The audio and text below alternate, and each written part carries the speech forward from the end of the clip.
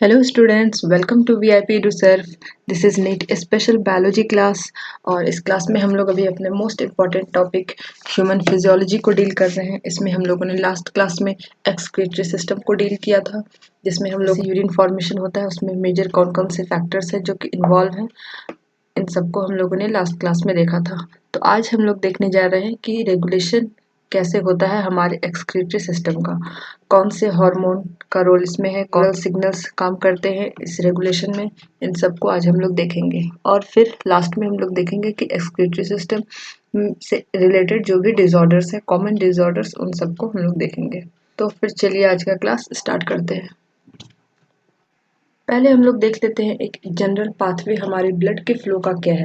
जो फ्लूइड हमारा प्यूरिफाई होता है हमारी किडनी में, जो कि ग्लोमेरुलर कैपिलरीज में प्यूरिफाई होता है, फिल्टर होता है, तो उसका एक पाथवे क्या है, वो कैसे फ्लो करता है, ये जनरल वे है। क्योंकि बहुत सारे स्टूडेंट कंफ्यूज होते हैं इसमें कि ब्लड यानी कि जो भी फ्लूइड हमारा प्यूरिफाई होने के लिए, फिल्टर होने के लिए किडनी में पहुंच रहा है, वो क्या वे है, उसका क्या पाथवे है टोटल, वो कैसे फिर वापस पहुंच रहा है, ये तो ये कंफ्यूजन होती है। ग्रे डायग्राम के फॉर्म में हम लोग इस पाथवे को देखते हैं। एओर्टा जो हमारा एब्डोमिनल है वो हमारा ब्लड कैरी करके लाता है फ्लूइड को, रेनल आर्टरी में लेके आता है, और फिर रेनल आर्टरी से ये जो फ्लूइड है यानी कि जो ब्लड है हमारा, वो स्मॉल आर्टरीज के थ्रू होकर के हमारे एफेरेंट आर्ट्रियोल्स तक पहुंचते हैं। एफेरेंट आर्ट्रियोल्स जो कि हमारे रेनल कॉर्टेक्स में प्रेजेंट होते हैं, और यही एफेरेंट आर्ट्रियोल से जो ब्लड है हमारा वो फिर ग्लोमेरुलस में पहुंचता है, जहाँ पे बहुत सारे कैपिलरीज होते हैं, मिलियंस ऑफ कैपिलरीज होते हैं, ग्लोमेरुलर कैपिलरीज जिन्हें हम बोलते हैं। और यहीं पे हमारा जो ब्लड है वो फिल्टर होता है, और फिर वहां से ये इफेरेंट आर्टेरियोल के थ्रू हमारे पेरिट्रिब्युलर कैपिलरीज में पहुंच जाता है। और पेरिट्रिब्युलर कैपिलरीज से जो हमारे किडनी में वेन्स होते हैं, उनके थ्रू होकर के ये हमारे रेनल वेन में आता है, और फिर रेनल वेन से हमारा जो मेन मोस्ट इम्पॉर्टेंट हमारा जो इंफीरियर वेना कावा है, इसके थ्रू ये वापस फिर से पहुंच जाता है हमारे हार्ट में। एक पाथवे है जिससे कि ब्लड हमारा सर्कुलेट होता है। बेसिक कॉमन पाथवे है हमारे ब्लड के फ्लो का, जिसे हम लोगों ने यहाँ पे देख लिया। अब हम लोग बात करेंगे कि यूरिन फॉर्मेशन हम लोग लास्ट क्लास में देखे थे, और देखे थे कि हमारा जो यूरिन फॉर्मेशन होता है उसकी कंसंट्रेशन भी होती है।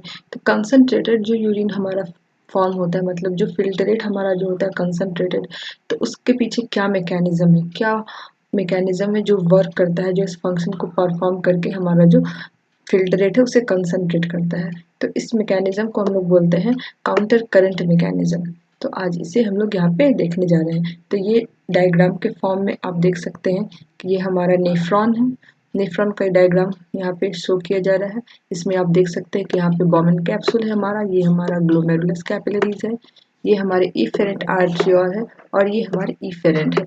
तो हमारा जो इफेरेंट आर्ट्रियोल से जब ब्लड हमारा यानी कि फ्लूइड जो हमारा है वो यहाँ पे आता है हमारे कैपिलरीज में, फिर यहाँ पे ये प्यूरिफाई होता है, फिल्टर होता है।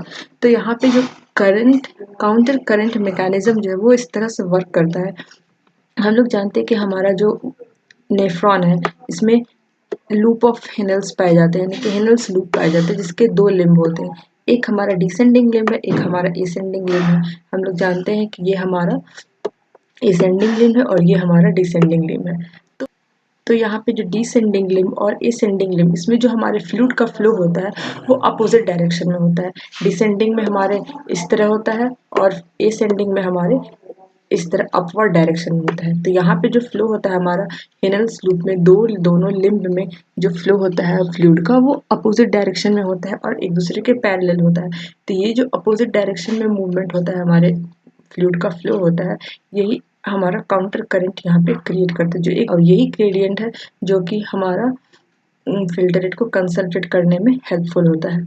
हम लोग जानते हैं कि जो हमारा डिसेंडिंग लूप होता है वो थिन होता है, वो वाटर के लिए परमिएबल होता है, और यहाँ से सॉल्यूट का जो है वो सॉलिड जो है वो इम्परमिएबल होते हैं। तो इसीलिए यहाँ पे जो है वाटर परमिएबल होता है, तो यहाँ से वो पेरिट्रिब्युलर कैपिलरीज में वो डिफ्यूज होता है।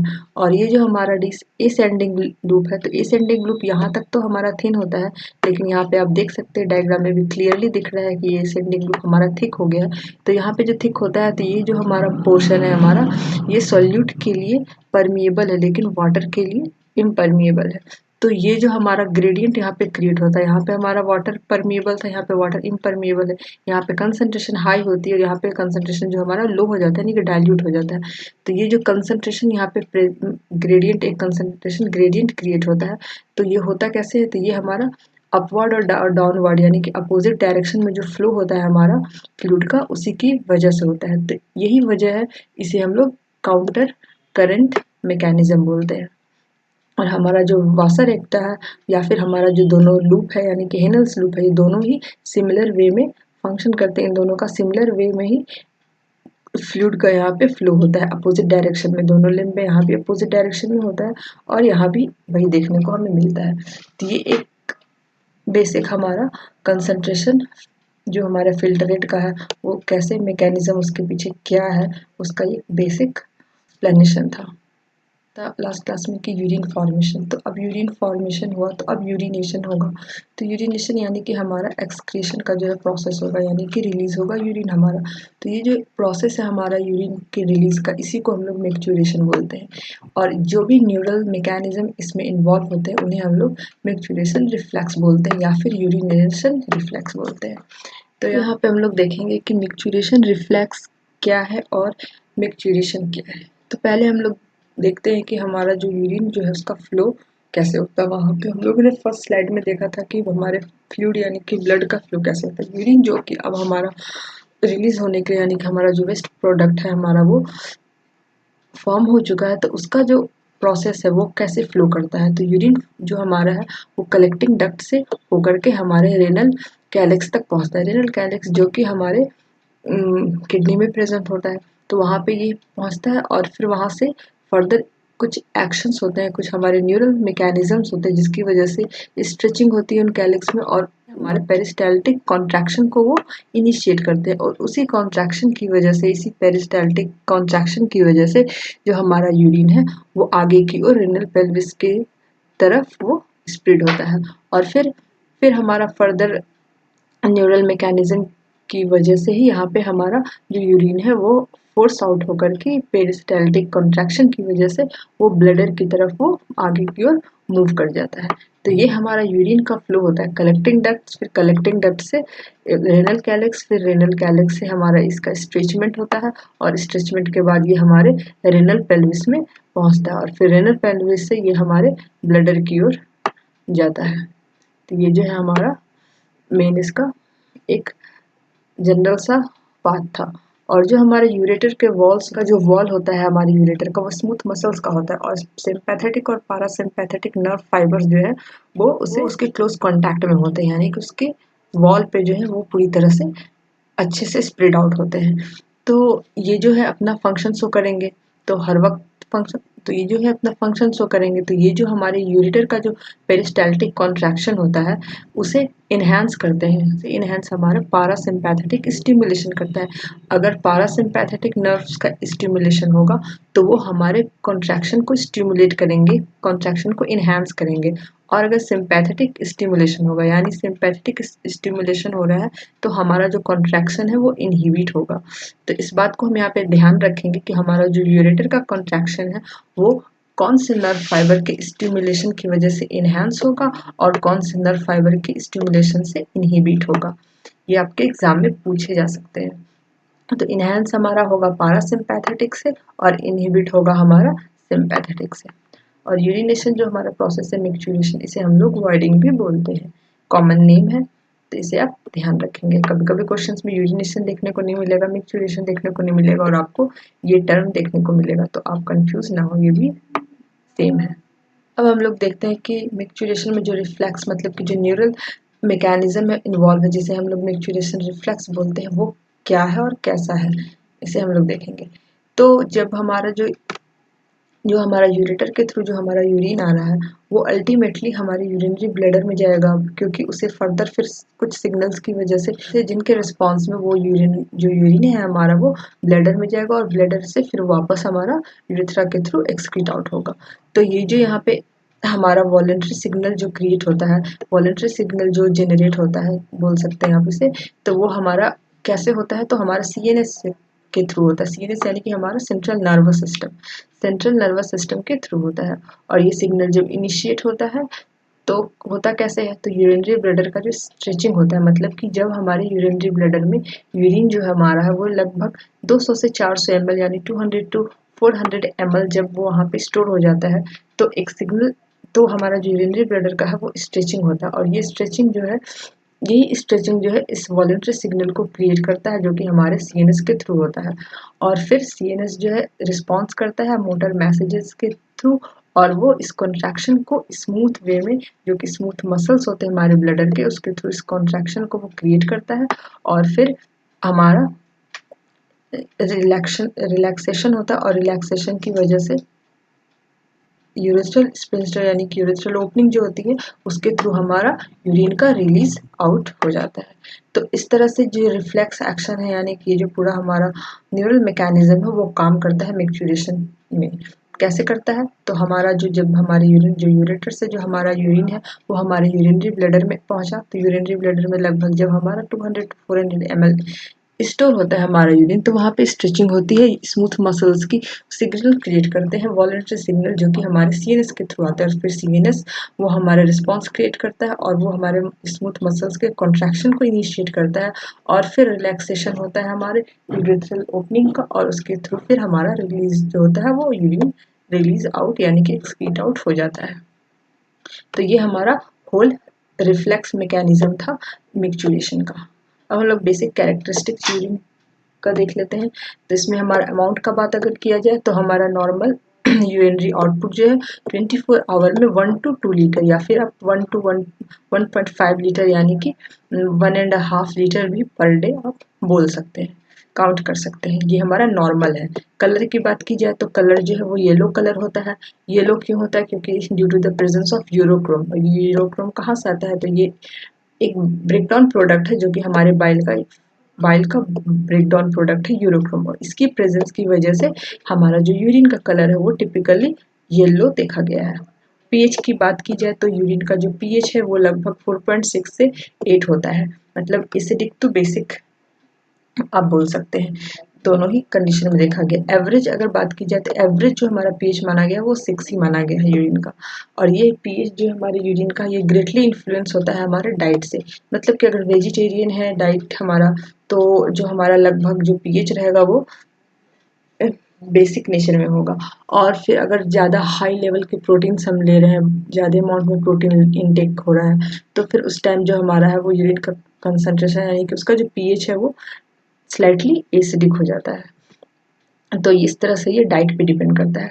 और यूरिन का कंपोजिशन की बात की जाए तो इसमें 95% हमारा वाटर होता है, 5% सॉल्ट होते हैं और कुछ वेस्ट प्रोडक्ट्स होते हैं जैसे कि यूरिया जो कि हमारे एसिड एमिनो एसिड मेटाबॉलिज्म के थ्रू हमें मिलता है, क्रिएटिनिन जो कि हमारे मसल मेटाबॉलिज्म से हमें मिलता है, और फिर यूरिक एसिड जो कि हमारे न्यूक्लिक एसिड मेटाबॉलिज्म के थ्रू प्रोड्यूस होता है। तो न्यूक्लिक एसिड मेटाबॉलिज्म के थ्रू हमारा जो वेस्ट प्रोडक्ट है वो यूरिक एसिड था। अमाइनो एसिड मेटाबॉलिज्म से हमें यूरिया वेस्ट प्रोडक्ट मिला और मसल मेटाबॉलिज्म से हमें क्रिएटिनिन। तो ये तीनों तरह के वेस्ट प्रोडक्ट्स जो है यानी कि नाइट्रोजनस वेस्ट हैं ये सब, तो ये सब हमें हमारी यूरिन में प्रेजेंट होते हैं। और 95% इसमें हमारा मेन वाटर ही होता है। तो ये हमारा कैरेक्टरिस्टिक्स था यूरिन का। अब हम लोग नेक्स्ट बात करेंगे कि रेगुलेशन का। किसके रेगुलेशन का, तो किडनी के फंक्शन का। तो ये जो हमारा होल किडनी, अभी तक हम लोग 2 क्लासेस में पढ़ते आए हैं कि हमारा किडनी फंक्शन कर रहा है, उसके एनाटॉमी को हम लोगों ने देखा, फिर उसका डिफरेंट फंक्शन था यूरिन का फॉर्मेशन जिसमें हम लोगों ने देखा था कि किस तरह से फिल्ट्रेशन हो रहा है, ग्लोमेरुलर फिल्ट्रेशन है, फिर या फिर रीएब्जॉर्प्शन था, सिक्रीशन था, जो भी हो रहा था। तो ये सब जो पूरा होल फंक्शन जो जिसकी वजह से हमारा नाइट्रोजनस वेस्ट या फिर और भी वेस्ट जो एक्सक्रीट आउट होते हैं, तो kidney main role function play कर रहा है। तो ये जो फंक्शन है इसका रेगुलेशन कैसे होता है, इस रेगुलेशन के पीछे जो मैकेनिज्म है हमारा उससे अब हम लोग देखेंगे यहाँ पे। तो मेनली ये हमारा जो रेगुलेशन है वो हार्मोनल फीडबैक मैकेनिज्म को फॉलो करता है। इसमें हम लोग देखेंगे कि आर्टेरियल नाट्रियूरेटिक पेप्टाइड यानी कि ANP जिसे हम लोग शॉर्ट में बोलते हैं, पहले देखेंगे कि इसका क्या रोल है। ये जो है हमारे सिक्रीट होता है कहाँ से, तो ये हमारे हार्ट के आर्टरिया से सिक्रीट होता है। कब सिक्रीट होता है, तो जब जो वहाँ का आर्टरिया का हमारा ब्लड वॉल्यूम ज़्यादा होता है, यानी कि ब्लड प्रेशर वहाँ का हाई होता है, तो उस वक्त ये जो हमारे हार्ट के आर्टरिया से सिक्रीट होता है ANP यानी कि आर्टरियल नाट्रियूरेटिक पेप्टाइड। और ये जो हमारा ANP है जब सिक्रीट होता है तो ये हमारे सोडियम के यानी कि Na+ आयन के रीएब्जॉर्प्शन को डिक्रीज करता है, जो हमारे ट्यूब्यूल्स में रीएब्जॉर्प्शन होती है, जिसकी वजह से हम जानते हैं कि हमारा जो टोटल फिल्टर रेट प्रोड्यूस होता है वो लगभग 180 लीटर होता है, लेकिन जो फिल्टर आउट हमारा जो होता है वेस्ट प्रोडक्ट के रूप में जो हमारा यूरिन होता है वो ओनली हमारा 1.5 या फिर 2 लीटर ही पर डे होता है। तो ये जो 180 से 1.5 जो हमारा डिक्रीजमेंट हुआ है हमारे अमाउंट का, फिल्टरेट अमाउंट का, वो कैसे हुआ, क्योंकि मैक्सिमम 99% जो हमारा फिल्टरेट प्रोडक्ट है वो हमारे रीएब्जॉर्ब हो जाते हैं हमारे टेबल्स में। तो रीएब्जॉर्प्शन के पीछे बहुत सारे मैकेनिज्म है जिसे हम लोगों ने लास्ट क्लास में देखा था।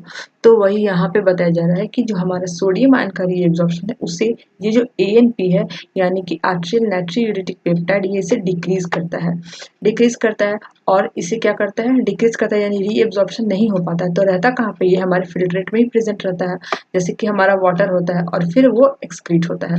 तो इस तरह से सोडियम और वाटर जो है हमारा, इनके एलिमिनेशन को ये इंक्रीज करता है, क्योंकि ये हमारे फिल्टरेट में रह गया, ये रीएब्जॉर्ब नहीं हुआ, रीएब्जॉर्ब बहुत कम हुआ है, इसकी वजह से ये हमारा इसके एलिमिनेशन को इंक्रीज करता है। तो ANP lowers the blood volume and blood pressure. तो इस तरह से ANP जो है हमारा वो ब्लड के वॉल्यूम को लो करता है और ब्लड के प्रेशर को भी लो करता है।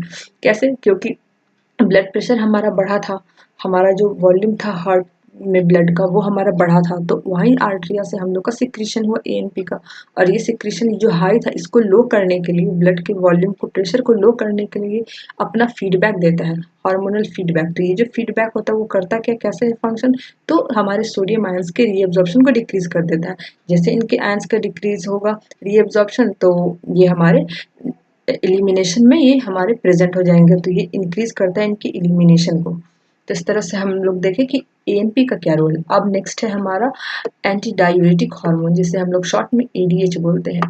ये जो हमारा हार्मोन है ये हमारे पोस्टीरियर पिट्यूटरी ग्लैंड से सिक्रीट होता है, और ये सिक्रीट कब होता है, जब हमारे बॉडी में वाटर का जो अमाउंट है वो डिक्रीज कर जाता है, यानी कि वाटर जितनी हमें ज़रूरत है उससे ज़्यादा जब कम हो जाती है, वाटर का अमाउंट हमारे बॉडी में कम पाया जाता है, तो ADH का सिक्रीशन होता है। कहाँ से होता है, तो पोस्टीरियर पिट्यूटरी ग्लैंड से। ये ध्यान रखेंगे सिक्रीशन कहाँ से हो रही है और होता कब है, ये दोनों ही चीज़ को हमें हर वक्त ध्यान रखना है। ये जो रेगुलेशन में भी बताने जा रही हूँ ये बताया मैंने, और जो आगे भी बताने वाली हूँ इसे बहुत ही अच्छे से ध्यान रखेंगे, इससे क्वेश्चंस आते हैं, क्वेश्चन के लिए ये बहुत VVI है।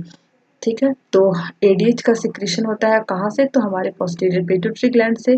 और ये क्यों होता है, कब होता है, तो ये हमारा जब बॉडी में ब्लड यानी बॉडी में जब हमारे वाटर का अमाउंट डिक्रीज हो जाता है, तो ADH के इन्फ्लुएंस में होता क्या है कि जो हमारा डिस्टल कॉन्वोल्यूटेड ट्यूब्यूल्स और कलेक्टिंग ट्यूब्यूल्स हैं जो कि हमारे वाटर को रीएब्जॉर्ब करते हैं रेनल फिल्ट्रेट से, वो क्या करते हैं कि ज़्यादा एब्जॉर्ब कर पाते हैं।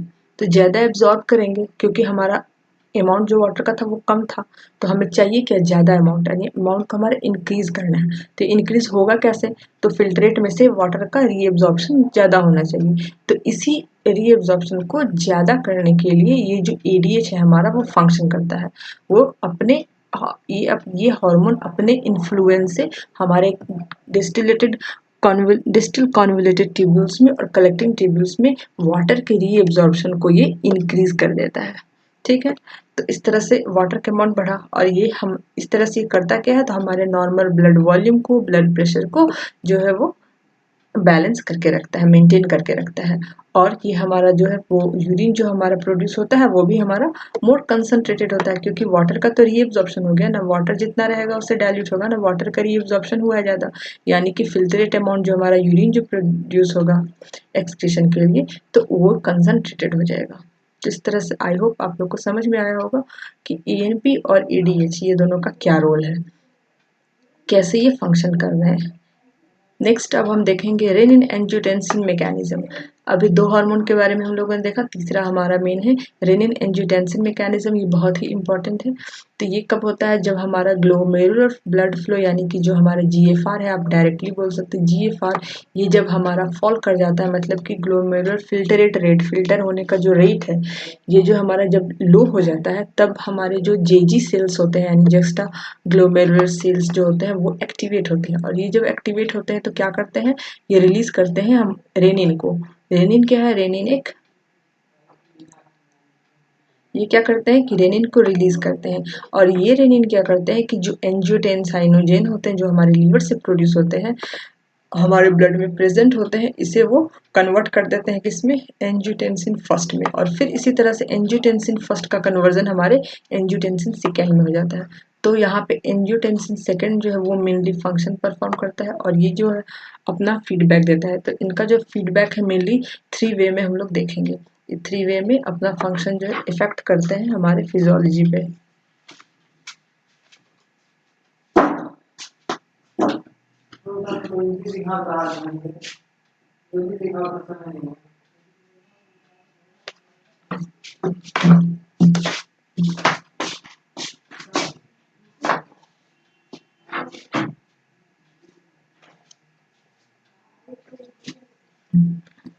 तो एंजियोटेंसिन जो है सेकेंड हमारा यही इफेक्ट करता है मेनली हमारे रेनल फिजियोलॉजी को। और कैसे करता है, तो तीन तरीके से करता है।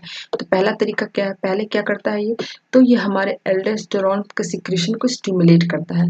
ये स्टिमुलेट होता है तो ये क्या करता है कि हमारा जो सोडियम रीएब्जॉर्प्शन उसको इंक्रीज करता है।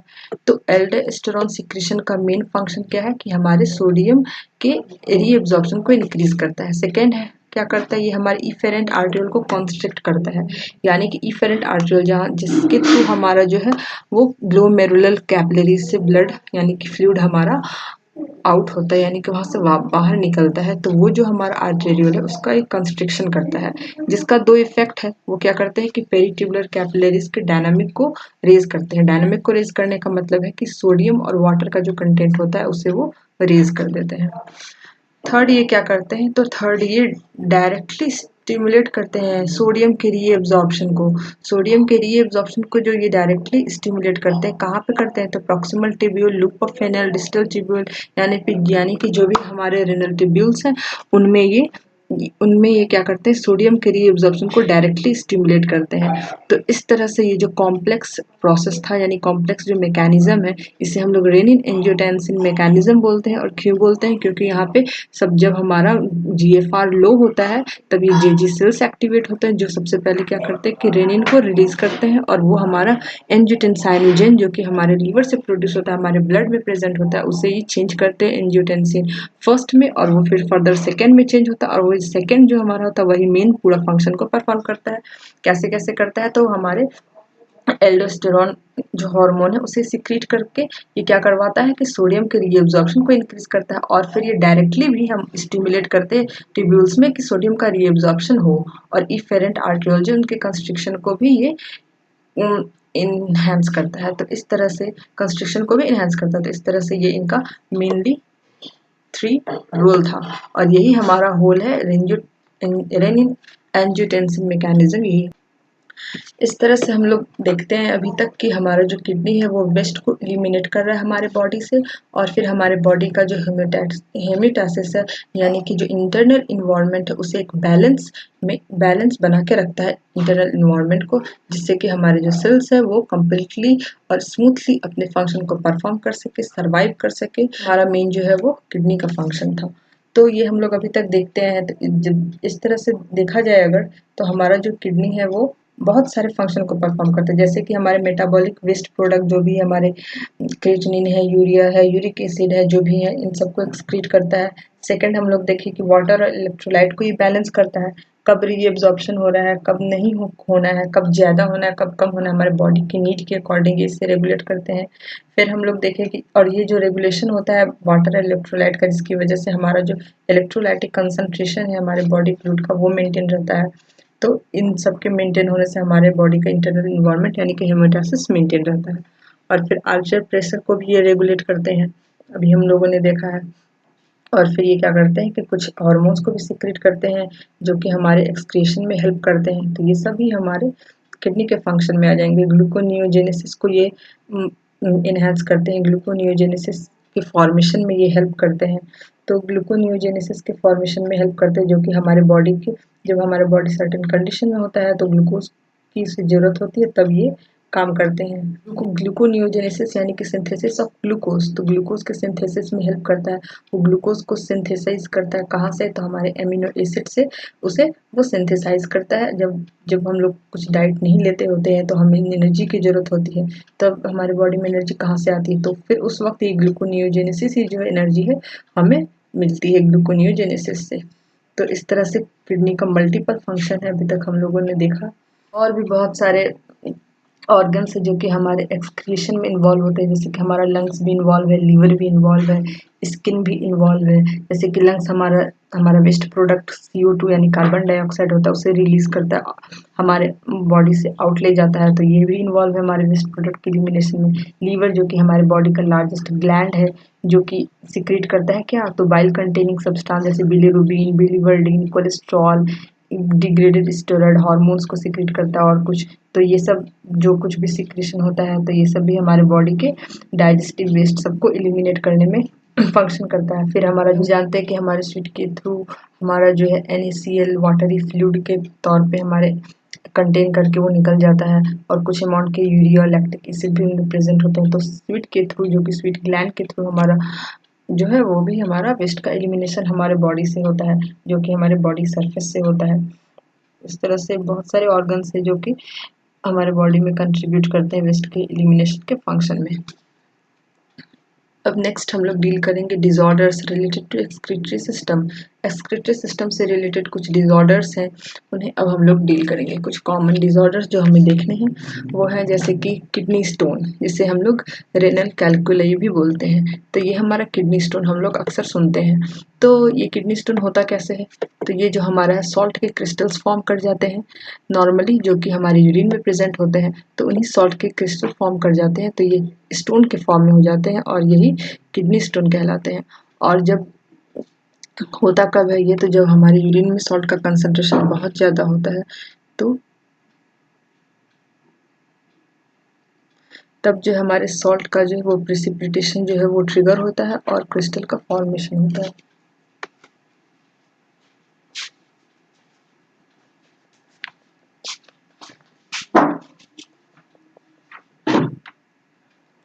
जब यूरिन में हमारे सॉल्ट का कंसंट्रेशन काफ़ी हाई होता है, जो कि हमारे सॉल्ट के प्रेसिपिटेशन को वो इनिशिएट करता है और क्रिस्टल का फॉर्मेशन होता है। और ये जो क्रिस्टल का साइज होता है, यानी जो ये जो स्टोन का फॉर्मेशन होता है सॉल्ट स्टोन का, ये लगभग आप एक माइक्रोस्कोपिक होता है, जैसे कि 10 to 20 mm इसका डायमीटर होता है। आप समझ सकते हैं कि ये कितना छोटा होगा। और फिर मोस्ट कॉमन टाइप का जो हमारा किडनी स्टोन है वो मेनली हमारा कैल्शियम सॉल्ट से बनता है। तो कैल्शियम सॉल्ट से ही बनने वाला जो हमारा है वो कॉमन टाइप का किडनी स्टोन है। और किडनी स्टोन मेनली हमारे रेनल पेल्विस में बनता है, लेकिन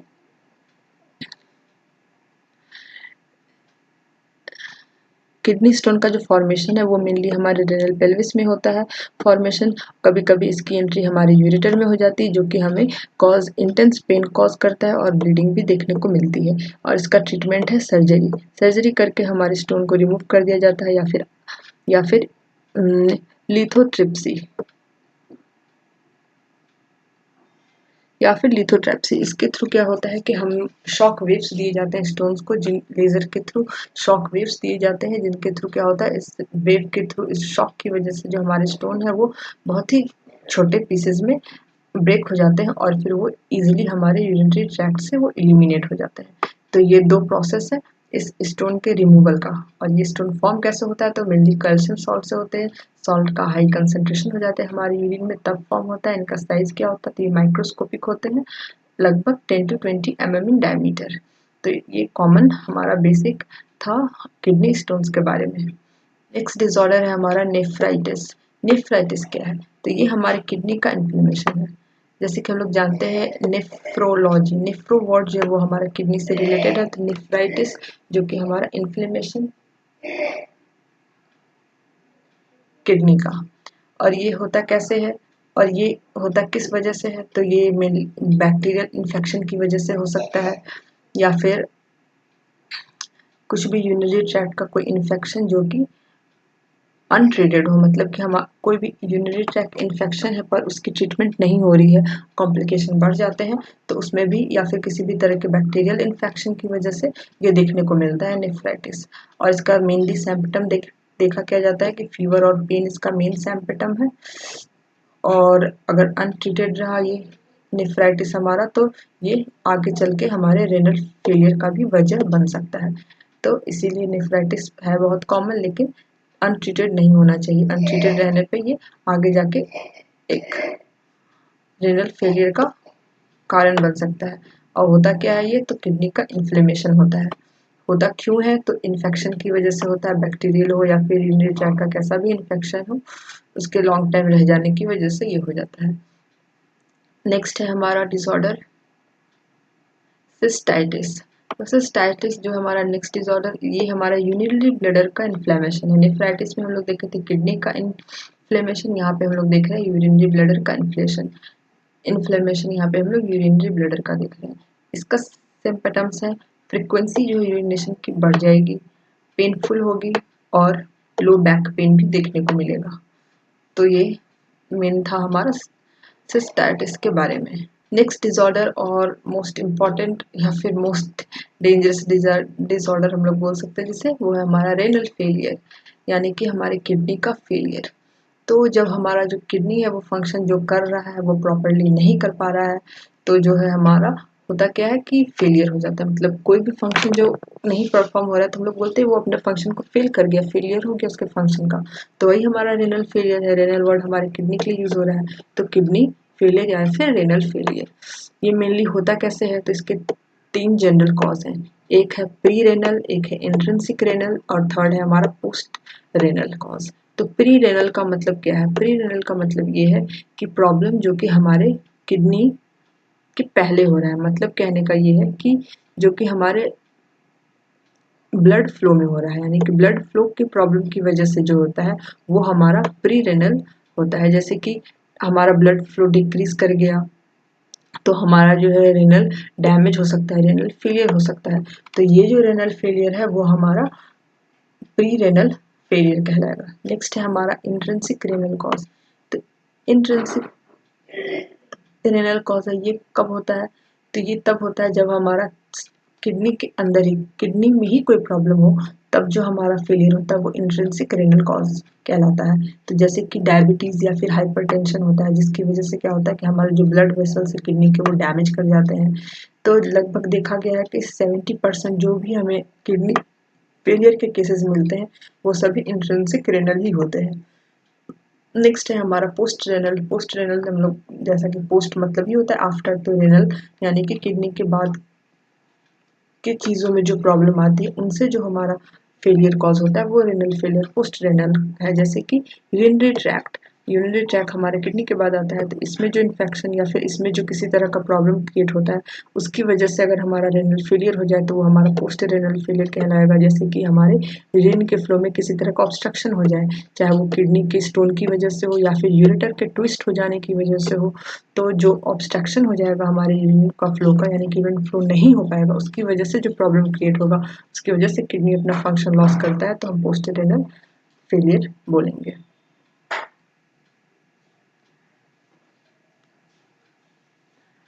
किडनी का मेल फंक्शनिंग हो जाए, और किडनी जब हमारा फंक्शन ठीक से नहीं कर पाता है तो हमारे ब्लड में यूरिया जो है वो एक्यूमुलेट हो जाती है, जिसे हम लोग, कॉमन कंडीशन है ये, जिसे हम लोग बोलते हैं यूरेमिया।